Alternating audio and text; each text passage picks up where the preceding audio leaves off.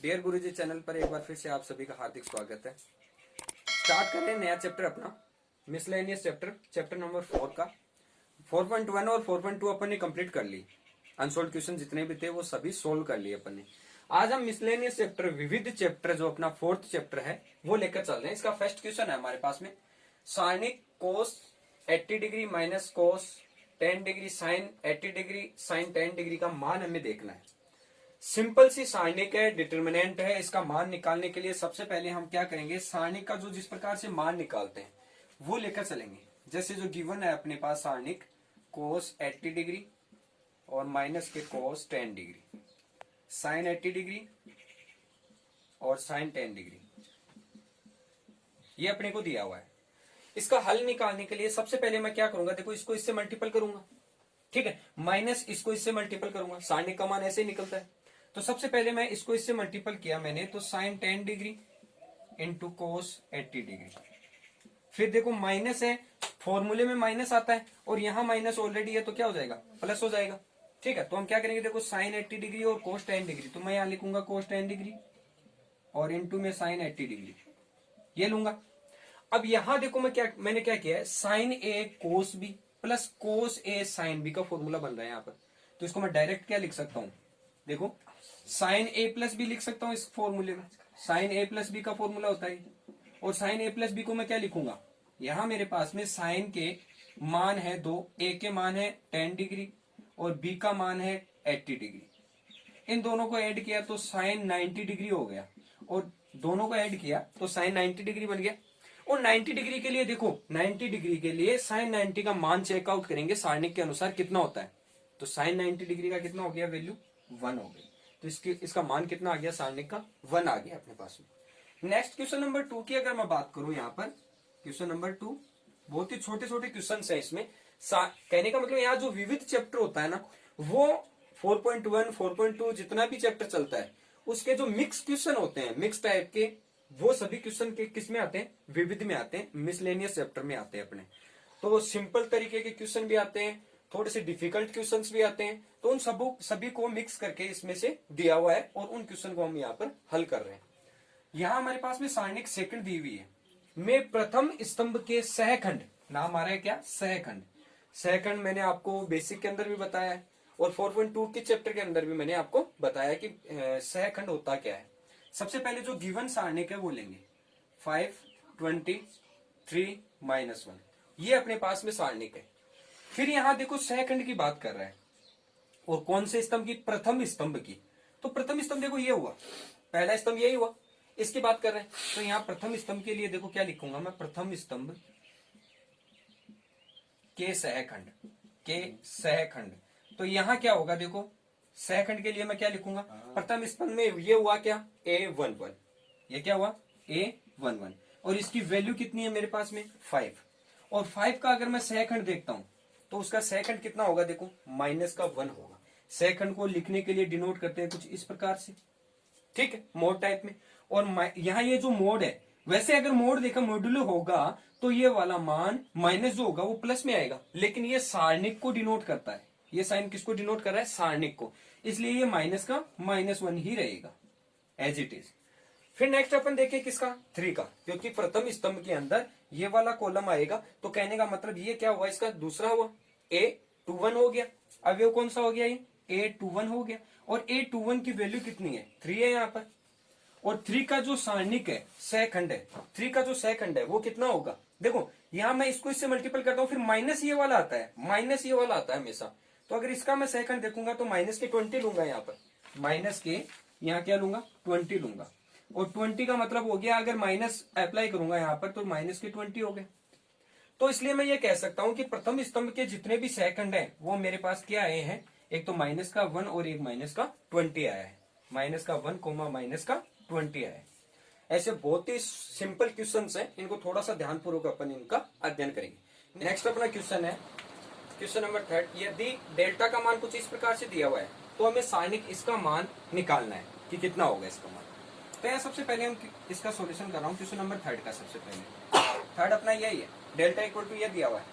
इस वाले मान को मैं मान रहा हूँ क्या, डेल्टा डैश, सारणिक डेल्टा डैश इक्वल टू -2 -4 -6 -8, -10, -12, -2, -4 और -8। इस प्रकार का सारणिक हमारे पास में। सबसे पहले मैं इस वाली इक्वेशन में या डेल्टा वन में, डेल्टा डैश में क्या कर रहा हूं, डेल्टा डैश में देखो हमें क्या नजर आ रहा है, प्रत्येक अवयव के साथ -1 और प्रत्येक अवयव 2 से डिवाइड हो रहा है, ठीक है। तो R1, R2 और R3 के अंदर मैं क्या कर रहा हूं, सभी के अंदर -2 को क्या कर रहा हूं, कॉमन निकाल रहा हूं। R1, R2, R3 में -2 कॉमन लेने पर, कॉमन लेने पर अगर मैं सबसे -2 कॉमन लूंगा प्रत्येक पंक्ति से, तो देखो वैल्यू क्या होगी मेरी, डेल्टा डैश इक्वल टू -2 में आएगा। 2 इससे, 2 इससे, 2 इससे, -2 की पावर कितना हुआ, 3 हुआ। फिर जो सारणिक बचेगी वो 2 कॉमन लेने के बाद क्या बच रहा है वो हमें देखना है। यहां से 2 कॉमन लिया माइनस का तो 1 बच गया, यहां से माइनस का 2 कॉमन लिया तो 2 बच गया, 2 कॉमन लिया 3 बच गया, और माइनस तो सभी में बाहर आएगा, तो ऑल जो वैल्यू है, जो ऑल एलिमेंट्स है वो अपने किसके आएंगे, पॉजिटिव आएंगे, क्योंकि माइनस तो अपन ने क्या ले लिया, बाहर ले लिया सबका। और 2 का डिवाइड करके इन सबको लिखना है, यहाँ पर प्रत्येक एलिमेंट को लिखना है। तो 2 का डिवाइड किया तो 4 हो गया, 5 हो गया और 6, फिर नेक्स्ट में 1 हो गया, 2 हो गया और 4 हो गया। हमें यह देखना है ये वाली जो अपने पास सारणिक है वो क्या है, यही है क्या, सेम टू सेम जो डेल्टा अपन लेकर चले थे क्वेश्चन में, जो डेल्टा दिया हुआ था वही है अपने पास में। तो मैं इस चीज को और क्या लिख सकता हूँ आगे, डेल्टा डैश इक्वल टू -2 का क्यूब किया तो माइनस तो क्यूब की वजह से रहेगा ऐसा का ऐसा, फिर 2 का क्यूब किया तो कितना हो गया 8, और ये वाला क्या है, कंप्लीटली डेल्टा है, ये वाला क्या है, डेल्टा जो ऑलरेडी अपन को दिया हुआ है वो है। तो इसका मतलब डेल्टा डैश की वैल्यू कितनी आ गई, -8 डेल्टा आ गई, ठीक है। अब नेक्स्ट अगर हम बात करें क्वेश्चन नंबर 4 की, ये क्वेश्चन अपने ऑप्शनल क्वेश्चन है, इसमें ऑप्शन दिए हुए हैं आपको विविध चैप्टर के अंदर, तो आप चेक करते जाना साथ साथ में ऑप्शन अपने। और फिर नेक्स्ट अपना क्वेश्चन है 4, उसकी अगर मैं बात करूं, निम्न में से कौन सा सारणिक इस सारणिक के समान है, ये ऑप्शन में दिए हुए हैं, 4 आपके पास ऑप्शंस हैं दिए हुए हैं बुक के अंदर। तो मैं देखो जो राइट ऑप्शन है उसी को लेकर चल रहा हूं, ताकि बाकी जो ऑप्शंस हैं उनको आप सारणिक को हल करके आप खुद चेकआउट कर सकते हैं कि वो सही होगी सारणिक या गलत होगी। तो यहाँ देखो जो सही जो अपनी सारणिक है उसको लेकर चल रहा हूँ क्वेश्चन की सारणी के साथ में। बाकी जो 3 ऑप्शंस बच रहे हैं आप खुद निकाल कर देखना, उनके मान प्रत्येक के अलग अलग आएंगे, जो राइट ऑप्शन होगा वो मैं यहाँ बोर्ड पे लेकर चल रहा हूँ आपके साथ। तो देखो यहाँ डेल्टा इक्वल टू वैल्यू है अपनी सारणिक का मान 1, 0, 2, फिर अपना है 3, -2 और -1, 2, 5 और 4। अब इस सारणिक का मैं सबसे पहले मान निकालता हूं, किसके सापेक्ष, R1 के सापेक्ष में प्रसार कर रहा हूं, और फिर मैं ऑप्शन से जो सारणिक होगी उसका मान निकालूंगा, उसका प्रसार करूंगा, फिर मैं इन दोनों का कंपेयर करूंगा कि दोनों इक्वल आ रहे हैं या अनइक्वल, नॉट इक्वल टू। तो R1 के सापेक्ष प्रसार करेंगे, R1 के सापेक्ष होगा, कहने का मतलब यही R1, इसके सापेक्ष प्रसार करूंगा तो 1 इंटू, देखो 1 इंटू, इसको छोड़ दो इसको छोड़ दे, दोनों को मल्टीपल किया -8, इसको इससे किया -5। देखो माइनस है, एक फॉर्मूले में माइनस आता है तो प्लस हो गया, -0 का मतलब हो गया ये तो कंप्लीट वैल्यू 0, फिर +2 लू, 2 को मैं मल्टीपल करूं, ये वाला छोड़ दो ये वाला छोड़ दो, 5 को 3 से किया 15, 2 को 2 से किया -4, कहने का मतलब एक माइनस ये है, एक दूसरा सूत्र के अंदर माइनस है, तो फॉर्मूले में माइनस होने की वजह से ये प्लस हो गया, दोनों को कर दो मल्टीपल, -8 में से 5 किया तो -3 तो बच गया यहाँ पर। नेक्स्ट अपन मैं बात करूं 15 + 4 की, तो कितना हो गया 19 को 2 से मल्टीपल किया तो 38, और 38 में से 3 माइनस किया तो 35 बच गया मेरे पास। ये वाला इक्वेशन फर्स्ट दे दो, इसको इक्वेशन फर्स्ट दे दिया मैंने, ये किसका मान चल रहा है, डेल्टा का। मैं डेल्टा डैश लेकर चलूं, अगर ऑप्शन का जो अपने पास सारणिक है ऑप्शन वाली वो लेकर चलूं, तब मेरे पास मान किस प्रकार से आएगा वो चेकआउट कर लेते हैं। डेल्टा डैश इक्वल टू, जैसे मान लो माइनस, ऑप्शन में अपने पास दिया हुआ है 2, 0, 1, -1, -2, 3, 4, 5 और 2, इस प्रकार की कोई मान लो सारणिक दी हुई है अपन को, और इस सारणिक का हमें, ये आपके ऑप्शन में दिया हुआ है, डेल्टा डैश का मान ऑप्शन में दिया, ऑप्शन से लिया है ये सब।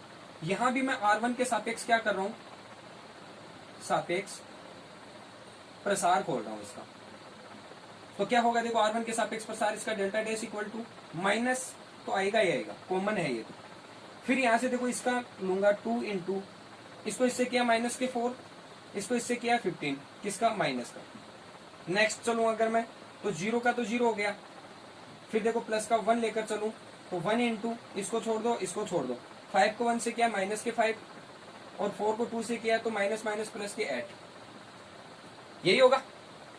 यहां देखो मैं क्या करूंगा, नेक्स्ट जो स्टेप होगी वो delta dash equal to minus के, देखो 15 प्लस 4 माइनस का 19, 19 को 2 से मल्टीपल किया तो माइनस के 38, ये 0 हो गया, प्लस 8 में से 5 गया तो प्लस का 3, 38 में से 3 गया तो 38, 35 बच गया, किसका माइनस का, लेकिन ऑलरेडी माइनस है मेरे पास, ऑलरेडी माइनस है, और अंदर बचेगा माइनस के 35, और इसको मैंने हल किया तो माइनस माइनस क्या हो गया प्लस, तो डेल्टा डेज की वैल्यू आ गई अपने पास 35, जो कि इक्वेशन फर्स्ट और सेकंड की बात करूं मैं तो दोनों सेम है।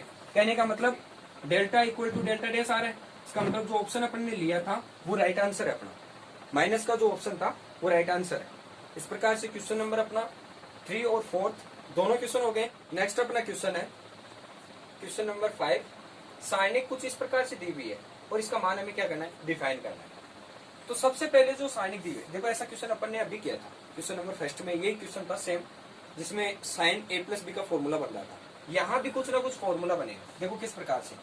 अगर मैं सॉल्यूशन करूँ क्वेश्चन नंबर 5 का, तो यहाँ जो साइनिक दी हुई है cos 50 डिग्री साइन 10 डिग्री, साथ में साइन 50 डिग्री और cos 10 डिग्री, इसकी बात करूँ तो साइनिक को जो रूल है, जिसके रूल है सारणी के, उसी हिसाब से हम हल करेंगे। cos 50 cos 50 degree into cos 10, फिर देखो माइनस आएगा इसको हल करने पर, फिर देखो साइन 50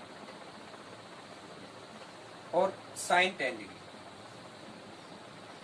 आपको यहाँ कुछ लग रहा होगा कि ये किस प्रकार का फॉर्मूला है, यहाँ cos a cos b minus sine a sine b का फॉर्मूला बन रहा है, तो डायरेक्ट इसका फॉर्मूला देखो, माइनस कौन से फॉर्मूले में आता है, कोस के फॉर्मूले में, कोस a प्लस बी लूंगा तब यहाँ माइनस आएगा, अल्टरनेट चलता है, माइनस लेता हूँ तब प्लस आता है, और जब प्लस लेता हूँ तब माइनस आता है, कोस के फॉर्मूले में यही होता है। तो यहाँ हम क्या करेंगे, कोस a में से b को क्या करेंगे, ऐड करेंगे, तो 50 डिग्री प्लस 10 डिग्री कितना हो गया, कोस 60 डिग्री बन गया, और कोस 60 डिग्री का मान साइनिक के अनुसार कितना होता है, 1/2 होता है। ये अपना सॉल्यूशन होता है, बहुत ही सिंपल क्वेश्चन था और जिसको आसानी से अपन ने हल कर लिया। नेक्स्ट अपन बात करें क्वेश्चन नंबर 6 की, तो 6 क्वेश्चन है अपना, इस प्रकार की जो साइनिक दी हुई है इसका मान डायरेक्ट निकालना है, तो हल किस प्रकार से होगा, साइनिक दी हुई है 1 1 1 BC CA और AB, और इसके साथ है AB plus C BC plus A और CA प्लस B, इसका मान है। यहां हम क्या करेंगे, सबसे पहले C1 के अंदर C2 को ऐड करेंगे, C3 के लिए, C3 की बात कर रहा हूँ, C3 के अंदर मैं C2 प्लस C3 कर रहा हूँ। कहने का मतलब मैं अगर इसको ऐड कर दूंगा तो जो भी चीजें आएगी, देखो ऐड करने पर हमें ऐसा लग रहा है कि देखो BC और BC के साथ में ऐड होगा तो कुछ ना कुछ ABC का रूप बनेगा, फिर देखो CA यहाँ आ जाएगा तो ABC का रूप यहाँ भी बनेगा, फिर AB यहाँ आ जाएगा तो ABC का रूप यहाँ भी बनेगा। अगर इनको जोड़ दूं तो देखो किस प्रकार से समीकरण बनेगी, फर्स्ट तो इनको 1 1 1 as it is, BC CA और AB अपना एज इट इज, यहाँ मैं इसको ऐड कर रहा हूँ, इसको इसमें ऐड कर रहा हूँ, तो सबसे पहले तो देखो AB को मैं मल्टीपल कर दूं तो ये तो हो गया AB प्लस ये हो गया AC प्लस, अब इसमें ऐड करूंगा C2 यानी BC, ये हो गया BC। इसी प्रकार सेम नेक्स्ट वाली स्टेप में ऐड करूंगा, तो सबसे पहले तो इसको मल्टीपल कर देता हूँ, तो BC हो गया प्लस AB हो गया प्लस CA हो गया या AC हो गया। नेक्स्ट अपन बात करें इसकी, तो देखो C को A से किया तो AC हो गया, प्लस C को B से किया तो BC हो गया, प्लस ये वाला ऐड होगा C2 तो AB हो गया। इन सब में कुछ कॉमन नजर आ रहा है, AB plus AC plus BC, AB plus AC plus BC, AB plus AC plus BC, complete value common आती है C3 से, तो ये हो गया, मैं यहाँ पे कह सकता हूँ C3 से AB plus BC plus CA common लेने पर, तो कॉमन निकालेंगे तो वैल्यू क्या बनेगी, देखो यहाँ पर AB plus BC plus CA मैंने कॉमन लिया, सारणी क्या बनेगी 1 1 1 तो एज इट इज रहेगा, BC फिर CA और फिर AB, और इसके साथ देखो ये कंप्लीट वैल्यू बाहर आ गई तो 1 बचेगा, ये भी कंप्लीट बाहर आ गई तो 1 बचेगा, ये भी कंप्लीट बाहर तो 1 बच गया। अगर किसी भी सारणिक के अंदर, बेसिक में मैंने आपको बताया था, किसी भी सारणिक के अंदर अगर 2 रो या 2 कॉलम इक्वल होते हैं तो उस स्थिति में सारणिक का मान कितना हो जाता है, 0 हो जाता है। उस स्थिति में सारणिक का मान कितना हो जाता है, 0। तो कहने का मतलब अगर मैं यहाँ सारणिक का मान 0 लेता हूं तो यहां लिख देना आप छोटी सी बात, 2 पंक्ति या 2 स्तंभ समान होने पर सारणिक की वैल्यू कितनी हो जाती है, 0 होती है। तो कहने का मतलब यहाँ वैल्यू क्या बन गई, AB plus BC plus CA into 0, 0 से किसी भी वैल्यू को मल्टीपल करूंगा तो क्या आएगा, मान 0 आएगा। तो नेक्स्ट जो अपना क्वेश्चन नंबर 6 था उसका आंसर मिल गया कितना, 6। नेक्स्ट अपना क्वेश्चन है क्वेश्चन नंबर 7, यदि ओमेगा इकाई का घनमूल हो तो हमें सारणिक का मान ज्ञात करना, डिफाइन करना है, वैल्यू डिफाइन करनी है। ऐसा क्वेश्चन अपन ने पहले भी किया था, 4.2 के अंदर ऐसा क्वेश्चन आया था ओमेगा का, वो अपन ने क्या किया था, हल किया था। इसके अंदर देखो यहाँ दिया हुआ है ओमेगा इकाई का घनमूल है, कहने का मतलब ओमेगा क्यूब की वैल्यू कितनी होती है, 1 होती है।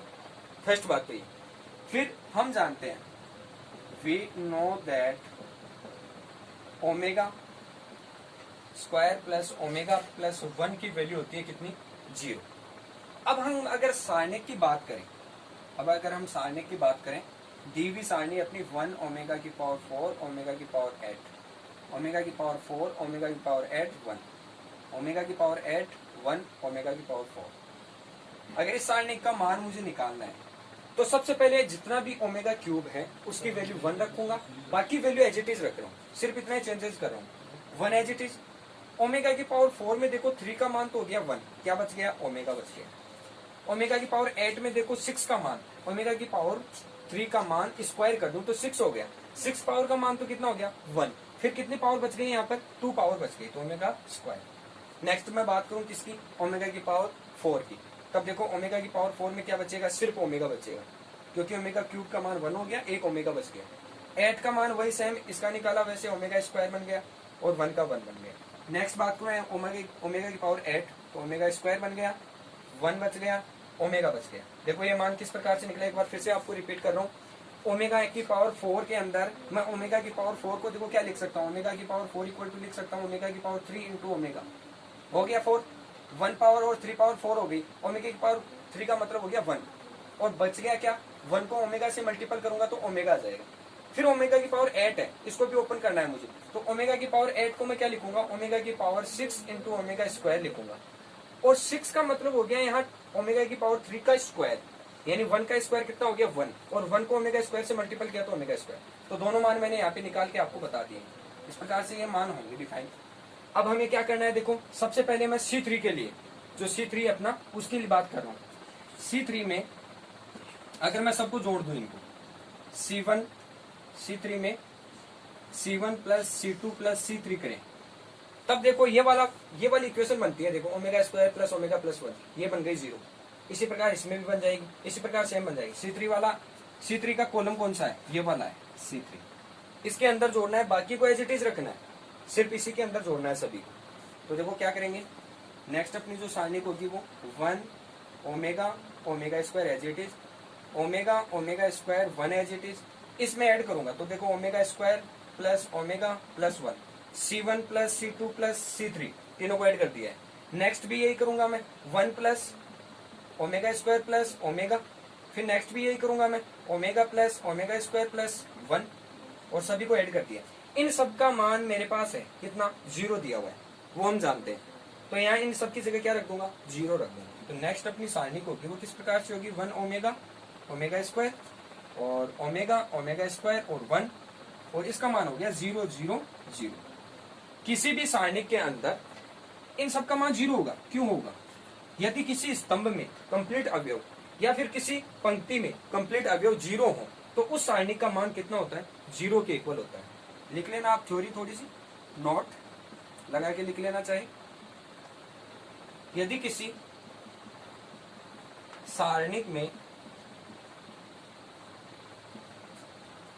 प्रत्येक या किसी स्तंभ किसी पंक्ति के कंप्लीट अवयव या स्तंभ के कंप्लीट अवयव शून्य हो, तब उस सारणिक का मान क्या होता है? 0 होता है। तो इसलिए इस जो सारणिक है, डिटर्मिनेंट है अपनी, उसकी वैल्यू कितनी आ गई? 0 आ गई। इस प्रकार से क्वेश्चन नंबर 7 अपना कंप्लीट हो गया है। बाकी के क्वेश्चंस देखेंगे अपन नेक्स्ट क्लास के अंदर।